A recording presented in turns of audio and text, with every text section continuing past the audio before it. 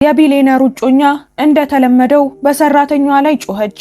በጥፊ ልትመታትም እጇን አነሳች። ገና ከተቀጠረች 2 ቀን ብቻ የሆናት ሰራተኛ ግን የቢሊየነሯን እጅ ፊቷ ላይ ከማረፉ በፊት በድፍረት ያዘችው። ይህን ያልተጠበቀ ድርጊት የተመለከቱ ሰራተኞችና ዘበኞች በድንጋጤ አፋቸውን ከፍተው ቀሩ። ቢሊየነሩም በድንገት ሲያልፍ ፈጽሞ አስቦት ከማያውቀው አስደንጋጭ ትዕይንት ጋር ተፋጠጠ። ይህች ለክብር የተከፈለች የጀግንነት ተግባር የዚያን ቤተሰብ ታሪክ እስከ መጨረሻው ለወጠችው። የቢሊየነሩ እጮኛ ከዚያች ቅስፈት ጀምሮ ለዓመታት የደበቀቻቸውን አስከፊና ለማመን የሚከብዱ ሚስጥሮች አንድ በአንድ በአደባባይ ሲጋለጡ በጭንቀት ተመለከተች። ለመሆኑ ተወዳጁ ቢሊየነር ሰርጉን እንዲሰርዝ ያደረገው የእጮኛው የተደበቀ ማንነት ምንድነው? ዛሬ የምንነግራችሁ ታሪክ እውነት ምንም ያህል ተደብቃ ብትቆይም ጊዜዋን ጠብቃ ግን መውጣቷ እንደማይቀር የሚያሳይ ድንቅ ታሪክ ነው። ታሪኩን ከመጀመራችን በፊት ግን ቪዲዮን ላይክ፣ ቻናሉን ሰብስክራይብ በማድረግ አብሮነታችሁን አሳዩን። ከየት ሆናችሁ ይህንን አስደናቂ ታሪክ እየተከታተላችሁ እንደሆነም ኮሜንት ላይ ጻፉልን። አሁን ወደ ታሪካችን እንለፍ። መላው መኖሪያ ቤት ውስጥ ዝምታ ሰፍኗል። ማንም ስለ ጮህና ስለተቆጣ ወይም አንድ ነገር ስለተሰበረ ሳይሆን አንድ ሰው የማይታሰበውን ነገር በማድረጉ ነው። በታላቁ ሳሎን መሃል የቢሊየነሩ ታዋቂ እጮኛ ሚስ ኦሉቺ ሁል ጊዜ እንደምታደርገው ሌላዋን የቤት ሰራተኛ በጥፊ ለመምታት እጇን ወደ ላይ ከፍ አድርጋ ተዘጋጀች። ሁሉም ደነገጡ። ምግብ አብሳዮች፣ ጽዳት ሰራተኞች፣ በበሩ አቅራቢያ ያሉ ዘበኞች፣ ቤቱን የሚያስተዳድረው ሰራተኛ ሳይቀር ለደቂቃ ትንፋሻቸው ተቋረጠ። ሁሉም የሚመጣውን ያውቃሉ። ኦሉቺ ሁል ጊዜ ስትቆጣ ሰውን በጥፊ ትመታለች። ዛሬ ደግሞ በጣም ተናዳ ነበር። ነገር ግን አንድ አስገራሚና ያልተጠበቀ ነገር ተከሰተ።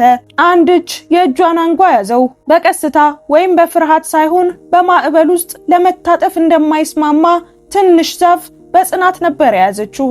እጇን የያዘችው አዲሷ የቤት ሰራተኛ ቺኖኒዮ ነበረች። ዝምተኛዋ ልጅ ከ2 ቀን በፊት ነበር የመጣችው። ማንንም ሰው ቀና ብላ ታያለች ብሎ ያልጠበቃት፣ በሰው ሁሉ ፊት የቢሊየነሩን እጮኛ እጅ ስትይዝ ማየት ፈጽሞ የማይታመን ነበር። ነገር ግን እነሆ ቆባለች።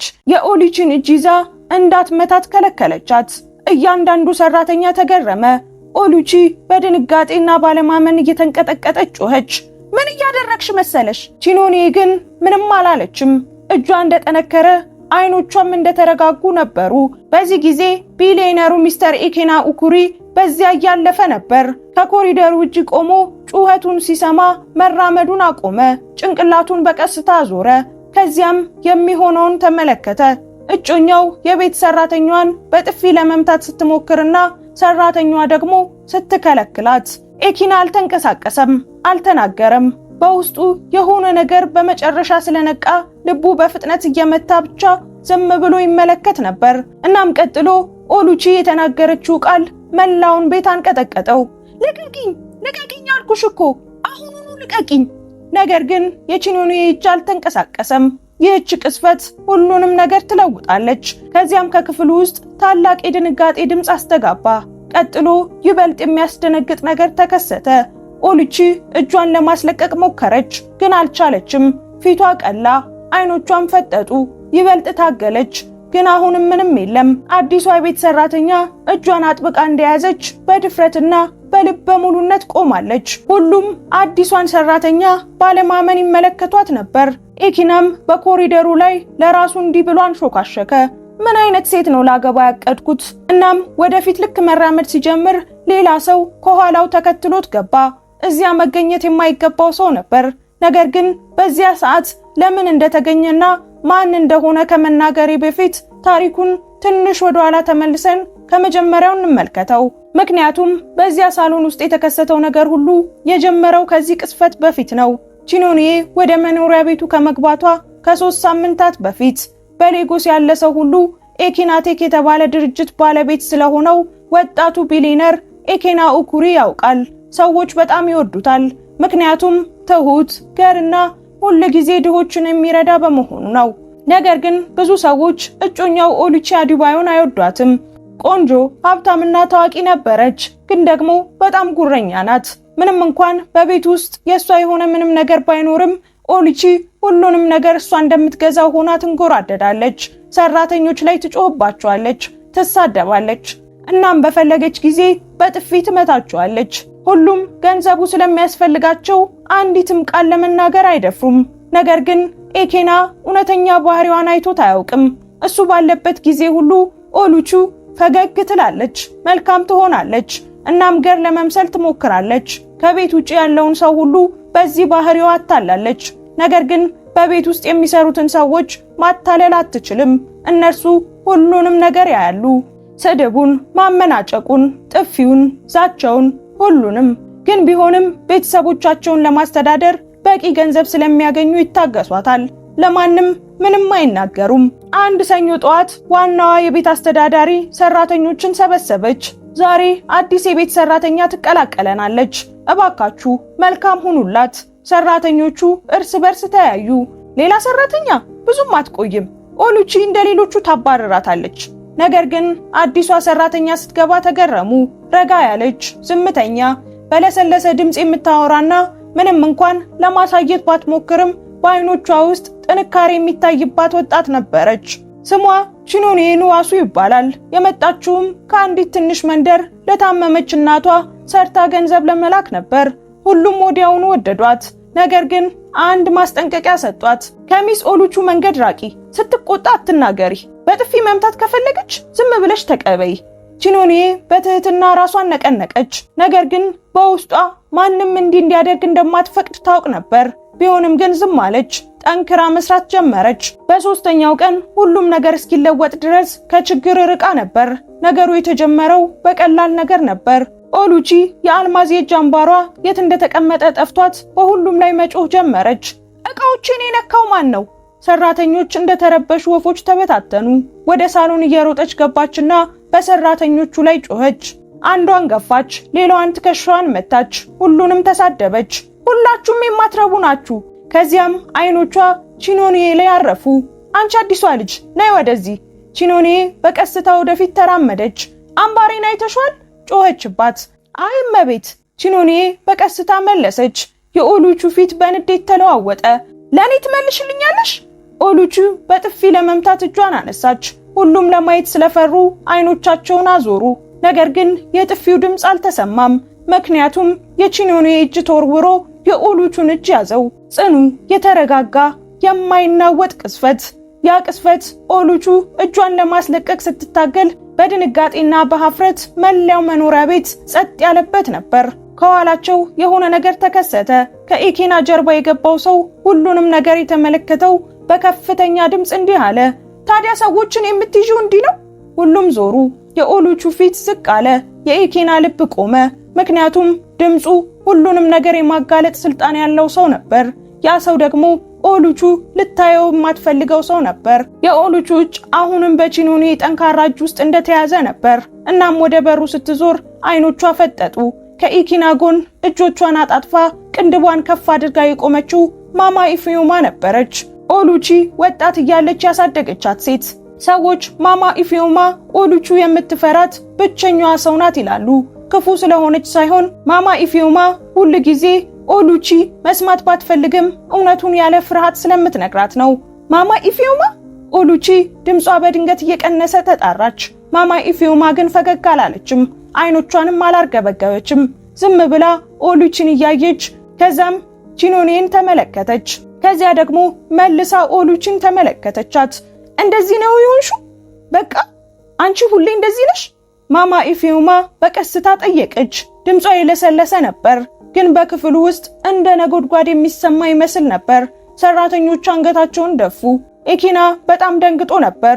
ኦሉቺ በመጨረሻ እጇን በኃይል አላቃ በቀድሞ ኩራት ለመመለስ እየሞከረች ወደ ኋላ ፈገፈገች። እሷ ናት መጀመሪያ ያዘችኝ። ቺኖኔ ላይ እየጠቆመች ጮኸች። ማማ ኢፊዮማ ግን ጭንቅላቷን በቀስታ ነቀነቀች። ሁሉንም ነገር አይቻለው አለች። እሱም አይቷል። ጭንቅላቷን ወደ ኢኪና አዞረች። የኦሉቺ ልብ እንደ ድንጋይ ወደ ታች ወደቀ። የኢኪና አይኖች ቀዝቃዛ ነበሩ። ማንም በዚህ መልኩ አይቷቸው አያውቅም። ነገር ግን እስካሁን ምንም አልተናገረም። ዝም ብሎ እዚያ ቆሞ አገባታለሁ፣ አውቃታለሁ ብሎ ያሰባትን ሴት ይመለከት ነበር። ተለውጫለሁ ብለሽ ቃል ገብተሽልኝ ነበር። ማማ ኢፊዮማ ቀጠለች። ባህሪሽን ለማስተካከል እየሰራሽ እንደሆነ ነግረሽኝ ነበር። ምራቋን ዋጠች። እየሞከርኩ ነው ማማ ኢፊዮማ፣ እየሞከርኩ እንደሆነ ታውቂያለሽ። ነገር ግን ማማ ኢፊዮማ ዝም እንድትል በእጇ ምልክት ሰጧት። የምትሞክሪው ሰራተኞችን በጥፊ በመምታት ነው? ሁሉንም በመሳደብ ነው? በወደፊት ባልሽ ፊት ራስሽን በማዋረድ ነው? ሰራተኞች እንደገና አይናቸውን ዝቅ አደረጉ። አንዳንዶቹ ለኦሉቺ ያዘኑላት፣ ሌሎቹ ደግሞ ይገባታል ብለው ደስታ ተሰማቸው። ቺኖኒዬ በቀስታ ወደ ጎን ሄደች። እጆቿን አጣጥፋ አይኖቿን ወደ ታች አደረገች። እሷ ችግር አልፈለገችም። የፈለገችው መከበርን ብቻ ነበር። ኦሉቺ ግን አልጨረሰችም። እንደገና ወደ ቺኖኒዬ ጠቆመች። ይህች ልጅ አላከበረችኝም። ለምንድነው ሁላችሁም ለሷ የምትቆሙት? እሷ እኮ ሰራተኛ ብቻ ናት። ያ አባባል ክፍል ውስጥ ያለውን አየር እንዲቀየር አደረገው። የኢኪኒ አይኖች ተመለከቷት። ድምፁ የለሰለሰ ግን ከባድ ነበር። በዚህ ቤት ውስጥ ብቻ የሚባል ነገር የለም። ኦሉቺ በድንጋጤ አየችው። ነገር ግን እሱ አልጨረሰም። እዚህ ያለ እያንዳንዱ ሰው ቤተሰብ አለው። እዚህ ያለው እያንዳንዱ ሰው ስሜት አለው። እዚህ እያንዳንዱ ሰው ጠንክሮ ይሰራል። እናም ሁሉም ሰው መከበር ይገባዋል። ኦሉቺ አይኖቿን አርገበገበች። የኦሉቺ አባት ቺፍ አዲባዮ በከባድ እርምጃ ወደ መኖሪያ ቤቱ ገቡ። ረጅም የጠነከሩ አይኖች ያላቸው የዛሉ ሽማግሌ ነበሩ። ለመድረስ እንደቸኮሉ ግንባራቸው ላይ የሚወርደው ላብ ይናገራል። ፊታቸው ከንዴት በላይ የሆነ ነገር ይታይበት ነበር፣ እውነተኛ ፍርሃት። ሰራተኞች በትህትና ጎነበሱ። ማማ ኢፊዮማ ወደ ጎን አለፈች። ኤኪና ቆሞ ይጠባበቅ ነበር። ነገር ግን የኦሉቹ መላ ሰውነት ደንዝዟል። አባዬ አለች በሹክሹክታ። ቺፍ አዲባዮ መጀመሪያ እሷን አላዩም። በቀጥታ አኬናን ተመለከቱት። ጌታዬ፣ ዛሬ ተጨማሪ ችግር መስማት እንደማትፈልግ አውቃለሁ አሉ በሚንቀጠቀጥ ድምፅ። ግን እለምንሃለሁ፣ አሁኑኑ መነጋገር አለብን። አኬና ፊቱን እየጨመደደ ምንድነው እየሆነ ያለው? ቺፍ አዲባዮ ምራቃቸውን ዋጡና ወደ ልጃቸው ዞሩ። ኦሉቺ ለምን አልነገርሽውም? ኦሉቺ በፍጥነት ጭንቅላቷን ነቀነቀች። ወደ ኋላ ፈገፈገች። ድምጿ ተንቀጠቀጠ። አባዬ፣ አይ እዚህ አይደለም፣ አሁን አይደለም፣ እባክህን አታድርገው። እሳቸው ግን ችላ አሏት። ለምን እውነቱን አልነገርሽውም? በዚህ ጊዜ ድምጻቸው ከፍ ያለ ነበር። ሁሉም ኦሉቺን ተመለከቷት። ከንፈሮቿ በጣም ስለሚንቀጠቀጡ መናገር አልቻለችም። ኤኬና ወደ አባቷ ተጠጋ። ምኑን ነው የምትነግረኝ? በቀስታ ጠየቃቸው። ቺፍ አዲባዮ በጥልቀት ተነፈሱ። አንድ ሰው መደበቅ ሰልችቶት እንደሚተነፍሰው አይነት ትንፋሽ። ስለ ቀድሞ ታሪኳ ነው ጌታዬ አሉ።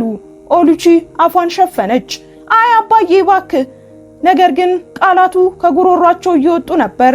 የገነባችውን ሁሉ ሊያፈርሱ የሚችሉ ቃላት፣ ለዓመታት ከዓለም ደብቃ ያቆየቻቸው ቃላት።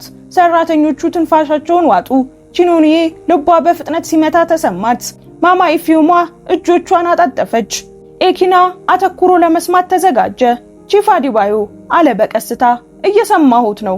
ኦሉቺ ወደ አባቷ ሮጣ በሚንቀጠቀጡ እጆቿ ክንዳቸውን ያዘች። አባዬ አቁም፣ ቃል ገብተ ነበር። ምንም እንደማትናገር ቃል ገብተ ነበር። የቺፍ አዲባዮ ፊት በሐዘን ተሞላ። ቃል የገባሁት የተለወጥሽ መስሎኝ ነበር። አሁን ግን እንደገና ሰዎችን እየጎዳሽ ነው። እያየሁሽ ነው። ኦሉቺ ተሰባበረች። አባዬ እባክህ፣ ከነገርከው ሁሉ ነገር ይበላሻል። ቺፍ አዲባዮ እጆቿን ከክንዳቸው ላይ በቀስታ አወረዱ። ከዚያም እንደገና ኤኪናን ተመለከቱት። ልጄ፣ አንተ እንደምታስባት አይነት ሴት አይደለችም። ኦሉቺ አቁም እባክህ ብላ ጮኸች። ነገር ግን እውነቱ ከአባቷ ከንፈሮች አምልጧል። ቺፍ አዲባዮ ግንባራቸውን ጠረጉና ቀጠሉ። ጌታዬ፣ ከዓመታት በፊት አንተን ከማግኘቷ በፊት ኦሉቺ በመንደራችን ውስጥ አስከፊ ችግር ፈጥራ ነበር። ሰራተኞቹ እርስ በርሳቸው ተያዩ። ኤኪና አይኖቹን አጠበበ። ምን አይነት ችግር? ቺፍ አዲባዮ እንደገና ምራቃቸውን ዋጡ። እኛ ጋር የምትሰራ አንዲት ወጣት ልጅ ነበረች፣ ልክ እንደዚች ሰራተኛ። ወደ ቺኖኒዬ በደከመ እጃቸው ጠቆሙ። ኦሉቺ አይኖቿን አጥብቃ ጨፈነች።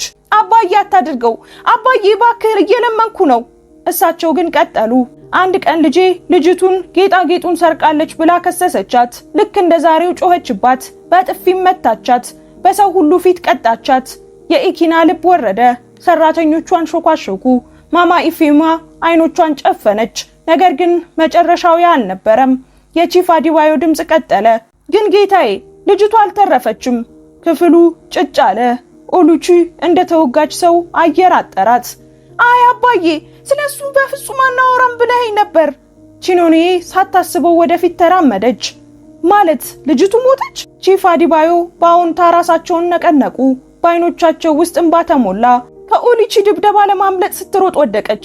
ወደ ሆስፒታል ወሰድናት፣ ግን መትረፍ አልቻለችም። የኢኪና ሰውነት ደነዘዘ። ኦሉቺን በፍጹም ባለማመን ተመለከታት።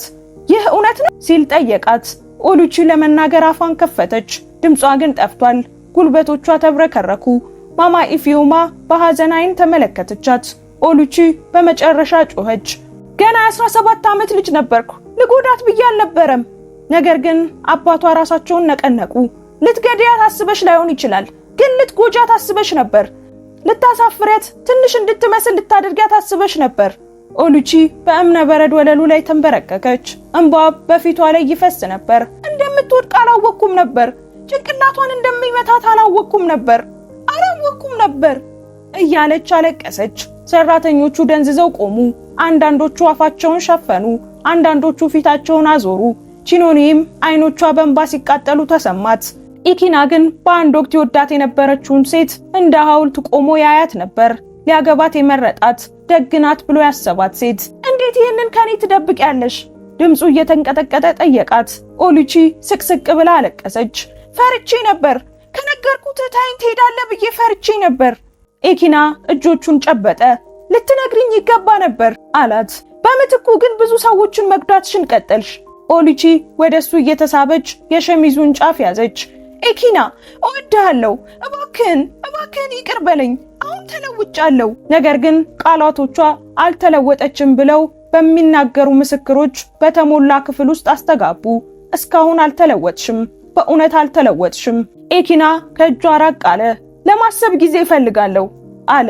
ነገር ግን ሊዞር ሲል ቺፍ አዲባዮ በድንገት በሚንቀጠቀጥ እጃቸው የኢኪናን ትከሻ ያዙ። ማወቅ ያለብህ አንድ ተጨማሪ ነገር አለ። ኢኪና በፍጥነት ዞረ። ደሞ ምን? ሰራተኞቹ በፍርሃት እርስ በርሳቸው ተያዩ። ማማ ኢፊዮማም ቢሆን አደጋ ተሰምቷቸው ጭንቅላታቸውን ቀና አደረጉ። ኦሉቺ በኃይል ተንቀጠቀጠች። አይ አባዬ፣ እባክህ እለምንሃለሁ፣ እባክህ አታድርገው፣ ይበቃል። አባቷ በጥልቀት ተነፈሱ። አሁን ከዓይኖቻቸው እንባ እየወረደ ነበር። ኢኪና፣ ያቺ የሞተችው ልጅ ቤተሰቦቿ ፈጽሞ ይቅር አላሉንም። ኢኪና ፊቱን አጨማደደ። እናም ቺፍ አዲባዮ ድምጻቸውን ቀንሰው ተናገሩ። ባለፈው ሳምንት ወደዚህ ከተማ አንድ ሰው ላኩ። ኦሉቺ ለደረሰው ነገር ዋጋዋን እስክትከፍል ድረስ እንደማያርፍ ተናገረ። ኦሉቺ ደነዘዘች። ምን ማለት ነው አባዬ? የቺፍ አዲባዮ ቀጣይ ቃላት ሁሉንም ሰው አስደነገጡ። ኦሉቺ አንድ ሰው እየፈለገች ነው። የኢኪና ልብ መታ። ማን? ቺፍ አዲባዮ በሚንቀጠቀጡ አይኖቻቸው አዩና ተናገሩ። ወንድሟ፣ የሞተችው ልጅ ታላቅ ወንድም። እሱ አሁን እዚህ ሌጎስ ውስጥ የትም ቦታ አለ። ኦሉቺ በድንጋጤ ጩኸት አሰማች። ሰራተኞቹ ተገረሙ። የኢኪና አይኖች ፈጠጡ። እናም ልክ በዚያን ጊዜ በመኖሪያ ቤቱ በር ላይ ታላቅ የሆነ ድምፅ አስተጋባ። ሁሉም ደነገጡ፣ ምክንያቱም የሰሙት የማንኳኳት ድምፅ ከዚህ በፊት እንደሚሰሙት አይነት አልነበረም። ለመግባት የሚጠይቅ በንዴት የተሞላ ሰው። በመጨረሻም ዘበኛው እየተንቀጠቀጠ ወደ ውስጥ ገባ። ጌታዬ፣ በሩ ላይ አንድ ሰው አለ። ኢኪና በፍጥነት ጠየቀ። ማን ነው? ዘበኛው ምራቁን ዋጠ። እሱ ኦሉቺን ፈልጌን ነው የመጣሁት ነው የሚለው። ካላገኘኋት አልሄድም እያለ ነው። ኦሉቺ ወለሉ ላይ ተዘርራ በከፍተኛ ድምፅ አለቀሰች። አይ አባዬ፣ እባክህ እንዳያስገቡት። መላው መኖሪያ ቤት በድንጋጤ ቆመ። ዘበኛውም እንዲህ አለ። ስሙ ቼዲኬ እንደሆነና ፍትህ እንደሚፈልግ እየተናገረ ነው። ክፍሉ በውጥረት ጨለመ። ምክንያቱም ኦሉቺ ቀብሮ የነበረው ያለፈ ታሪኳ በመጨረሻ በሩን አንኳኳ። ኦሉቺ በእብነ በረድ ወለሉ ላይ ተጠቅልላ ቁጭ ብላ ትንቀጠቀጥ ነበር። አባቷም ደንግጠውና ምን ማድረግ እንዳለባቸው ግራ ተጋብተው ቆመዋል። ፊታቸው ነጥቶ በላብ ተጠምቀዋል። የማማ ኢፊዮማ ከንፈሮች በጭንቀት ተጣብቀዋል። ቺኖናዬ የፍርሃት ስሜት ተሰማት። ኢኪናም ደንዝዞ ቆሟል። ልቡ ግን በጣም ከመምታቱ የተነሳ በልብሱ ላይ ይሰማው ነበር። በሩ ላይ ያለው ዘበኛ ጌታዬ ለመሄድ ፍቃደኛ አይደለም፣ በቂ ጊዜ እንደጠበቀ ነው የሚናገረው። ኢኪና በእጆቹ መዳፍ እያለቀሰች የነበረችውን ኦሉቺን ተመለከተ። ይህ የሆነው ባደረግሽው ነገር ምክንያት ነው አላት በቀስታ፣ በንዴት ወይም በጥላቻ ሳይሆን በጥልቅ ሐዘን። ኦሉቺ እንደገና ወደሱ ተሳበች። ኢኪና እባክህ እንዳይጎዳኝ አድርግ። ሊያድነኝ የሚችለው ብቸኛው ሰው አንተ ነህ። ኢኪና አይኖቹን ጨፈነ። ሁሉም ነገር ውሸት በሆነ ብሎ ተመኘ። ነገር ግን እውነቱ በጣም ከባድ ነበር። በሩ በድጋሜ በኃይል ተንኳኳ። ዘበኛው እንደገና ወደ ውጭ ተመለከተና በፍጥነት በሩን ዘጋው። ሰውየው በጣም ተቆጥቷል ጌታዬ፣ አሁኑኑ ኦሉቺን ማየት እንዳለበት እየተናገረ ነው። ኦሉቺ ጮኸች። አይ ኢኬና እንዳይገባ አትፍቀድለት፣ ይገድለኛል እባክህን። ኢኬና ግን እስካሁን አልተናገረም። ይልቁኑ በቀስታ ወደ መስኮቱ ሄደና መጋረጃውን ገለጠው። በሩ ላይ አንድ ሰው ቆሟል። ረዥም፣ ትከሻው ሰፊ፣ አይኖቹ የጠነከሩ፣ ልብሶቹ ከመንገድ በመምጣቱ አቧራ የለበሱ፣ በቀኝ እጁም የታጠፈ ፎቶግራፍ ይዟል። የእህቱ ፎቶግራፍ ነበር። ፊቷ የለሰለሰ፣ ፈገግታዋ ብሩህ፣ ሕይወቷ ያለ ጊዜው የተነጠቀባት ምስኪን ሴት። ሰውየው መንጋጋውን አጥብቆ እንደገና ጮኸ። ይህንን በር ክፈቱ! ኦሉቺን ፍለጋ ነው የመጣሁት። በውስጥ ያሉት ሰራተኞች ተንቀጠቀጡ። ቺኖኔ ልቧ ሲጨንቃት ተሰማት። የትኛው ወገን ትክክል እንደሆነ አላወቀችም። ብቻ አንድ አስከፊ ነገር ሊከሰት እንደሆነ ተረዳች። ኢኪና ወደፊት ተራመደ። ይግባ አለ። ኦሉቺ በፍርሃት እየጮኸች የኢኪናን ሱሪ ያዘች። አይ እባክህ ኢኪና፣ ይገድለኛል፣ አውቀዋለሁ፣ ይገድለኛል፣ እንዳይገባ እባክህ አትፍቀድለት። ኢኪና ግን እጆቿን በቀስታ አስለቀቀ። እውነቱን የመናገር መብት አለው አለ። አንቺም በመጨረሻ ለደረሰው ነገር ኃላፊነት መውሰድ አለብሽ። እውነቱን ተጋፈጪ አላት። የኦሉቺ እንባ ይበልጥ ፈሰሰ። ኢኪና እለምንሃለሁ፣ ከወደድከኝ እባክህ አታስገባው። ኢኪና ጭንቅላቱን ነቀነቀ። ችግሩ እሱ ነው ኦሉቺ። እኔ የወደድኩት እውነተኛ ማንነቷን ፈጽሞ ያላሳየችኝን ሴት ነው። ኦሉቺ እያለቀሰች ወደ ኋላ ወደቀች። ማማ ኢፊዮማ በኢኪና ትከሻ ላይ እጇን አሳረፈች። ትክክለኛውን ነገር እያደረክ ነው አለችው። እሷም ቢሆን ግን በጣም ፈርታ ነበር። ቺፍ አዲባዮ ይህ ቅስፈት ባልመጣ ብለው በመመኘት ፊታቸውን በእጃቸው ሸፈኑ። ኢኪና ዘበኛውን በሩን እንዲከፍት አዘዘው። ዘበኛውም አመነታና እንደታዘዘው በሩን ከፈተ። ረዥሙ ሰው ገባ። በንዴት በተሞላ እርምጃ ወደ መግቢያው ተራመደ። ወደ ሳሎኑ በር ሲደርስ ቆመ። አይኖቹ ወዲያውኑ ኦሉቺ ላይ አረፉ። ክፍሉም ይበልጥ ጸጥ አለ። ኦሉቺ እሱን በማየቷ ተንፈራገጠች። ድምፁ ዝቅተኛና ጠንካራ ነበር። ከተማ ስለመጣሽ የምታመልጪ ይመስሎሽ ነበር? ሀብታም ስለሆንሽ ከኔ መደበቅ የምትች ይመስሎሽ ነበር? ኦሉቺ አፏን ሸፈነች። ቼዲኬ ሙሉ በሙሉ ወደ ክፍሉ ገባ። ሰራተኞች በመፍራት ወደ ኋላ አፈገፈጉ። ቺፍ አዲባዮም ቢሆን ተንቀጠቀጡ። ኢኪና ግን በጽናት ቆሟል። አንተ ቢሊነሩ መሆን አለብህ አለው። ኢኪና ተረጋግቶ ነገር ግን ጥንቃቄ በተሞላበት ሁኔታ ራሱን ነቀነቀ። አዎ እኔ ኢኪና ኡኩሪ ነኝ። ቼዲኬ በቀስታ ሳቅ የሌለበት ጭንቅላቱን በመነቅነቅ ምልክት አሳየ። ኦሉቺ ይበልጥ መንቀጥቀጥ ጀመረች። ቼዲኬ አንድ እርምጃ ወደፊት ተራመደ። ኦሉቺ ስንት ሌሊት እንዳለቀስኩ ታውቂያለሽ? ስንት ስራ እንደተውኩ ታውቂያለሽ? በእህቴ ሞት ተጎድቼ ስለነበር ነው። ስንት ጊዜ እህቴን ብመልሳት ብዬ ተመኘው፣ ግን አልቻልኩም። ኦሉቺ በእንባ ተሰባበረች። የቼዲኬ ፊት ጠነከረ። ልትገድያት አስበሽ ላይሆን ይችላል፣ ግን ልትጎጃት አስበሽ ነበር። እናም አደረግሽው። እህቴ ገር ነበረች። ከማንም ሰው ጋር ተጣልታ አታውቅም ነበር። የፈለገችው የታመመች እናቷን ለመርዳት ገንዘብ ማግኘት ብቻ ነበር። በቃ። ቼኖኔ በዚህ ጊዜ ከዓይኖቿ እንባ ፈሰሰ። ማማ ኢፊዮማ ፊቷን አዞረች። ቼዲኬ ቀጠለ። ሁሉንም ነገር ትነግረኝ ነበር፣ ነገር ግን በስርቆት የጠረጠርሻት ቀን ስለፈራች ነበር የሮጠችው። ኦሉቺ የተደናገጠ ጩኸት አሰማች። ሰራተኞቹም ተገረሙ። የኢኪና አይኖች ፈጠጡ። ኦሉቺ በአፍረት አንገቷን ደፋች። ቼዲኬ ቀጠለ። እናም ስትወድቅ ወለሉ ጭንቅላቷን በጣም ስለመተት ፈጽሞ አልነቃችም። ኦሉቺ ስቅስቅ ብላ ማልቀስ ጀመረች። እንደምትወድቅ አላወቅኩም ነበር፣ ግን ከመሮጧ በፊት መተሻታል። ቼዲኬ ጮኸ። ሁሉም ደነገጡ። ኦሉቺ ጆሮዎቿን ሸፈነች። መላው መኖሪያ ቤት የባለፈው ታሪኳን ሸክም እንደ ጥቁር ደመና የወደቀበት ይመስል ነበር። ኢኪና በቼዲኬና በኦሉቺ መካከል ቆመ። ቼዲኬ የመጣኸው ለመበቀል ነው? ክፍሉ ትንፋሹን ዋጠ። የቼዲኬ አይኖች ነደዱ። አዎ የመጣሁት ለፍትህ ነው። ኦሉቺ ጮኸች። እናም ወደ ኋላ ፈገፈገች። አይ እባክህን እንዳትጎዳኝ። ማንኛውንም ነገር አደርጋለሁ፣ ግን አትጉዳኝ። ቼዲኬ በድንገት አይኖቹን ጨፈነና በጥልቀት ተነፈሰ። እንደገና ሲከፍት ግን የሆነ ነገር ተቀየረ። በንዴቱ ምትክ ሐዘን ተተካ። ልጎዳሽ አልመጣሁም አለ በቀስታ። የመጣሁት ያደረግሽውን ነገር እንድታምኚ ልነግርሽ ነው። ኦሉቺ ደነዘዘች። የመጣሁት ፍጹም መስለሽ መታየትሽን እንድታቆሚ ነው። የኦሉቺ እንባ አሁን ቀነሰ። ቼዲኬ ቀጠለ። የመጣሁት ለመተው ነው፣ ምክንያቱም ንዴቴን ለዓመታት መሸከም ቀስ በቀስ እየገደለኝ ነው። የመጣሁት እውነቱን ለመልቀቅና ራሴን ነፃ ለማድረግ ስለፈለኩ ነው። ሁሉም ተገረሙ። ኢኪናም ቢሆን ጥንቃቄውን ቀነሰ። ከዚያም ቼዲኬ ወደ ኢኪና ዞረ። ነገር ግን ዋጋዋን መክፈል አለባት። ኦሉቺ በኃይል ራሷን ነቀነቀች። አይ ኢኪና እባክህ ምንም እንዲያደርገኝ አትፍቀድ። ኢኪና አሁንም ምንም አልመለሰም። ቼዲኬ ወደ ክፍሉ መሃል ተጠጋ። የፖሊስ መዝገቡ ፈጽሞ አልተዘጋም። ያኔ ቤተሰቦቼ ለመታገል አቅም አልነበራቸውም። አሁን ግን በቂ አቅም አለኝ። የኦሉቺ ጩኸት በእብነበረድ ግድግዳዎቹ ላይ አስተጋባ። ቼዲኬ ከኢኪና ጋር አይን ላይን ተጋጠሙ። ባደረገችው ነገር መልስ እንድትሰጥ ከኔ ጋር መምጣት አለባት። ሰራተኞቹ ተገረሙ። ኦሉቺ ራሷን ሳተች። ሰውነቷ ዝሎ ወለሉ ላይ ወደቀ። ኢኪና ሊይዛት ወደፊት ሮጠ። ነገር ግን እጇን ሲነካው ከእጇ አንድ ነገር ወደቀ። ትንሽ ጥቁር ስልክ። ስክሪኑ ወለሉ ላይ በራ። አንድ መልእክት ይታይ ነበር። ሚስጥራዊ ቁጥር ተብሎ ከተቀመጠ ሰው የመጣ መልእክት። ነገር ግን መልእክቱ ራሱ ትልቅ አስደንጋጭ ነገር ነበር። የኢኪና አይኖች ፈጠጡ። ምክንያቱም ጽሑፉ እንዲህ ይላል፣ እስካሁን እየጠረጠረ ነው። ወረቀቶቹን ሳያገኝ በፊት መንቀሳቀስ አለብን። ኢኪና ደነዘዘ። ቼዲኬ ፊቱን አጨማደደ። ማማ ኢፊዮማም ተገረመች። ቺፍ አዲባዮ ወደ ኋላ ተንገዳገዱ። ኦሉቺ በግማሽ ልቧ በፍርሃት እንዲህ ብላ አንሾካሾከች፣ አይ ኢኪና አታንብበው። ነገር ግን በጣም ዘግይቶ ነበር። ምክንያቱም ቀጣዩ መስመር ይበልጥ የከፋ ነበር። አስታውሺ፣ አንዴ ካገባሹ በኋላ ሁሉም ነገር ያንቺ ይሆናል። ኢኪና ደረቱ ሲጨነቅ ተሰማው። ትንፋሹ ቆመ። እጆቹም ተንቀጠቀጡ። የኦሉቺ ሚስጥር ማንም ካሰበው በላይ ትልቅ ነበር። ኢኪና በቀስታ ወደዚያች ራሷን ወደ ሳተችው ኦሉቺ ዞረ። ድምፁ ዝቅተኛና የሚያስፈራ ነበር።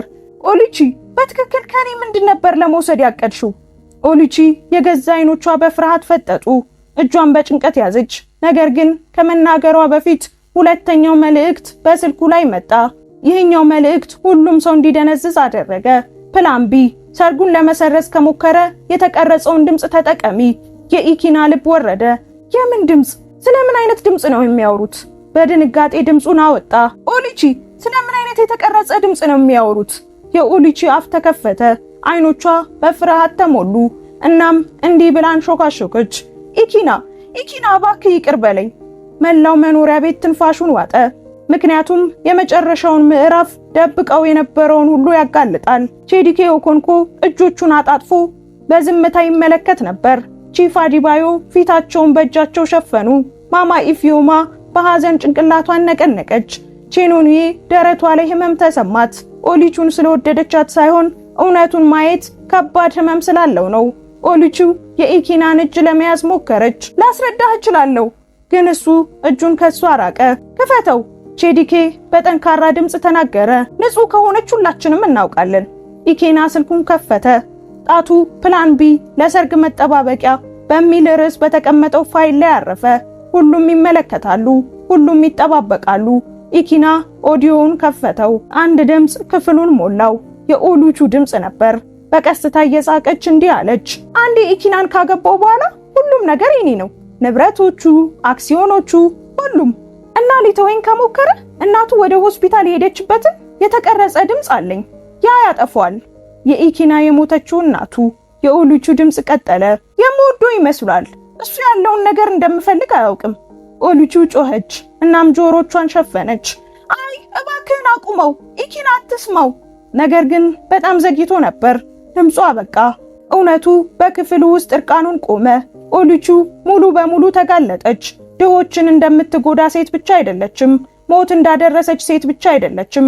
ነገር ግን ለአንድ ደግ ሰው ሕይወት ለሀብት ብላ ልታጠፋ እንደምትፈልግ ሴትም ጭምር። ኢኪና አይኖቹን አጥብቆ ጨፈነ። ድራማው ከተጀመረ በኋላ ለመጀመሪያ ጊዜ አለቀሰ። በከፍተኛ ድምፅ ወይም በንዴት ሳይሆን ዝም ያለ እንባ በጉንጮቹ ላይ ፈሰሰ። ቺኖኒዬ በቀስታ ወደፊት ተራመደች። ጌታዬ በጣም አዝናለሁ ብላ አንሾካሾከች። ሳይናገር ጭንቅላቱን ነቀነቀ። ኦሉቺ ወደ ኢኪና እየተሳበች እግሩን ያዘች። ኢኪና እባክህን ይቅር በለኝ። እንደገና ድሃ ሆናለሁ ብዬ ፈርቼ ነበር። አንተን ልጎዳህ አልነበረም። እባክህን እወድሃለሁ። ኢኪና በመጨረሻ ተናገረ። ድምፁም የተረጋጋ ነበር። ኦሉቺ ፍቅር አያጠፋም፣ ፍቅር አይዋሽም። ፍቅር ሰውን ለመቆጣጠር የተቀረጸ ድምፅ አይጠቀምም። ጭንቅላቷን በጭንቀት ነቀነቀች። እባክህን አትተወኝ። ኢኪና በቀስታ ፊቷ ላይ ተንበረከከ። ሁሉም ትንፋሹን ዋጠ። ኦሉቺ አላት በቀስታ ግን ደግሞ በህመም። ሰርጉን ሰርዣለሁ። ኦሉቺ የልብ ስብራት ጩኸት አሰማች። አይሆንም። ኢኪና ቀጠለ። ይቅር እልሻለሁ ግን ላገባሽ አልችልም። ላደረግሽው ነገር ሁሉ ዋጋሽን መክፈል አለብሽ። ቼዲኬ ወደፊት ተራመደ። ወደ ፖሊስ ወስዳታለሁ አለ በቀስታ። ስለ እህቴ መልስ መስጠት አለባት። ኦሉቺ በሚንቀጠቀጥ አይኖች ኢኪናን አየችው። እንዲያስሩኝ ትፈቅዳለህ? ኢኪና አይኑን አላርገበገበም። ሌሎቹን ለመጉዳት አልፈራሽም ነበር። አሁን ደግሞ እውነቱን ለመጋፈጥ ጀግና መሆን አለብሽ። ኦሉቺ ትንፋሽ እስኪያጥራት ድረስ አለቀሰች።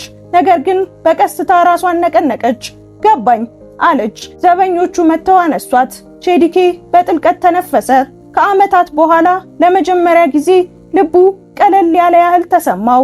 ኦሉቺ ወደ ውጭ ስትወሰድ ለመጨረሻ ጊዜ ኢኪናን ዞር ብላ አየችው።